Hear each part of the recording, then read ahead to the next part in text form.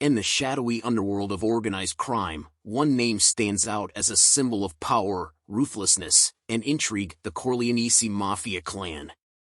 Emerging from the picturesque Sicilian town of Corleone, this notorious criminal syndicate would go on to shape the very landscape of the Mafia and leave an indelible mark on the annals of criminal history.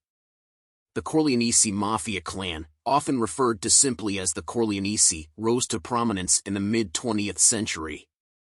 Led by a succession of ruthless and cunning bosses, including Salvatore Riina, Luciano Leggio, and Bernardo Provenzano, they transformed the Mafia from a loose network of criminal families into a tightly knit, highly organized criminal enterprise. Their meteoric rise to power was characterized by violence, treachery, and a willingness to eliminate anyone who stood in their way. The Corleonesi would wage a brutal war against rival mafia factions, cementing their control over the lucrative heroin trade, extortion rackets, and political influence. But what set the Corleonesi apart was their unparalleled ability to infiltrate law enforcement and political institutions. This allowed them to operate with relative impunity for decades, even as they orchestrated some of the most audacious and heinous crimes in history. Today, the Corleonesi clan's legacy endures, albeit in a diminished form. Their story is one of power, betrayal, and the enduring allure of organized crime. Join us as we delve deep into the hidden world of the Corleonesi Mafia clan, exploring their rise, their reign of terror, and the efforts to dismantle their criminal empire. The Corleonesi Mafia clan was a faction within the Corleone family of the Sicilian Mafia, formed in the 1970s. Notable leaders included Luciano Leggio, Salvatore Riina, Bernardo Provenzano, and Leoluca Bagarella. Corleonesi affiliates were not restricted to mafiosi of Corleone. During the Second Mafia War in the early 1980s, the Corleonesi clan opposed the faction of the Palermitans represented, among others, by Gaetano Badalamenti, Stefano Bontate, and Salvatore Riina. The victory of the Corleonesi, and in particular the rise of Riina, marked a new era in the history of the Sicilian Mafia. Between 1992 and 1993, the Corleonesi initiated a season of attacks against the state, followed by the State Mafia Pact. In February 1971, the Corleonesi clan's first boss, Luciano Leggio, ordered the kidnapping for extortion of Antonino Caruso, son of the industrialist Giacomo Caruso, and also that of the son of the builder Francesco Vassallo in Palermo.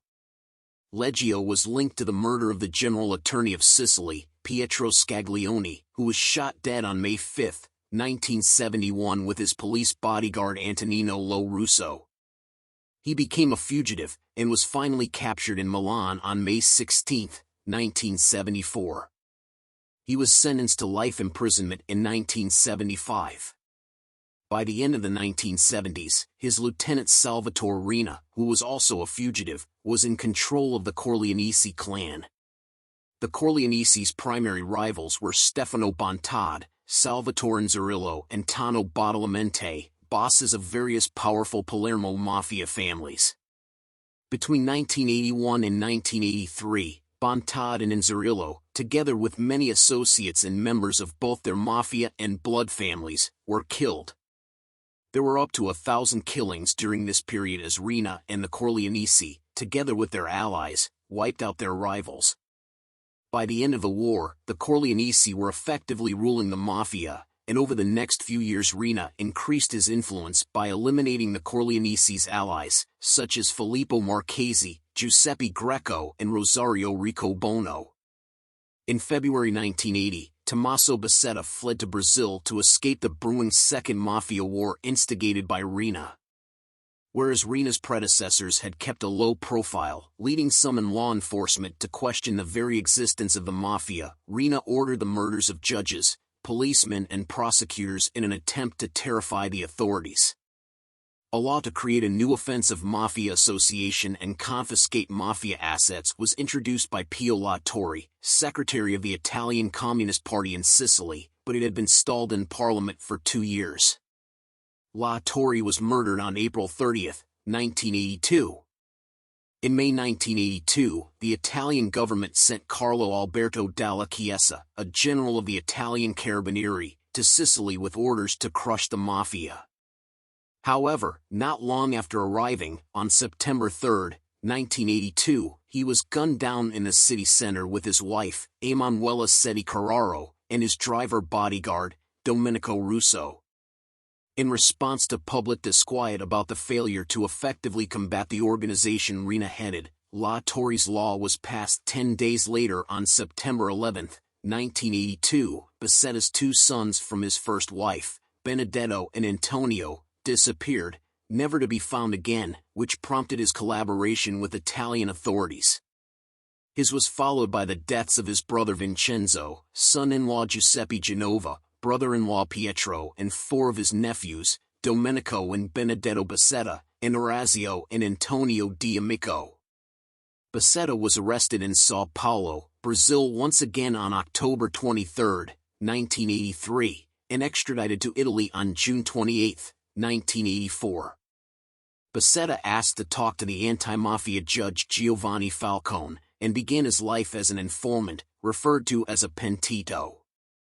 Bassetta was the first high-profile Sicilian mafiosi to become an informant. He revealed that the mafia was a single organization led by a commission, or cupola, dome, thereby establishing that the top tier of mafia members were complicit in all the organization's crimes. Bassetta helped judges Falcone and Paolo Borsellino achieve significant success in the fight against organized crime that led to 475 mafia members indicted, and 338 convicted in the Maxi trial. On May 23, 1992, Falcone, his wife Francesca Morvillo and 3 police officers died in the Capaci bombing on Highway A29 outside Palermo. 2 months later, Borsellino was killed along with 5 police officers in the entrance to his mother's apartment block by a car bomb in Via D'Amelio, 20. Both attacks were ordered by Riina. Ignazio Salvo, who had advised Riina against killing Falcone, was himself murdered on September 17, 1992. The public was outraged, both at the mafia and also the politicians who they felt had failed adequately to protect Falcone and Borsellino. The Italian government arranged for a massive crackdown against the mafia in response. News reports in May 2019 indicated that a Cosa Nostra insider revealed that John Gotti of the Gambino crime family had sent one of their explosives experts to Sicily to work with the Corleonesi. This individual allegedly helped plan the bombing that would kill Falcone. One mafia expert was surprised that the two groups would cooperate because the American Cosa Nostra was affiliated with the rivals of the Corleonesi. But another expert said the joint effort was understandable.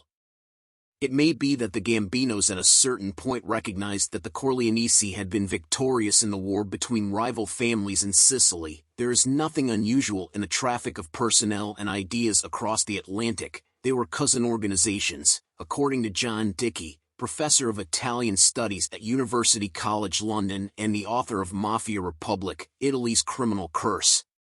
On January 15, 1993, Carabinieri arrested Riina at his villa in Palermo. He had been a fugitive for 23 years. After Riina's capture, a division emerged among the Corleonesi, and a series of bombings occurred by the Corleonesi against several tourist spots on the Italian mainland, the Via dei Giorgafili bombing in Florence, Via Palestro massacre in Milan, and the Piazza San Giovanni in Laterano and Via San Teodoro in Rome, which left 10 people dead and 93 injured as well as severe damage. In total, Riina was given 26 life sentences, and served his sentence in solitary confinement. Giovanni Brusca, one of Riina's hitmen who personally detonated the bomb that killed Falcone, and became a state witness, pentito, after his arrest in 1996, has offered a controversial version of the capture of Toto Riina, a secret deal between Carabinieri officers, secret agents and Cosa Nostra bosses tired of the dictatorship of Riina's faction of the Corleonesi. According to Brusca, Provenzano sold Riina in exchange for the valuable archive of compromising material that Riina held in his apartment in Via Bernini 52 in Palermo.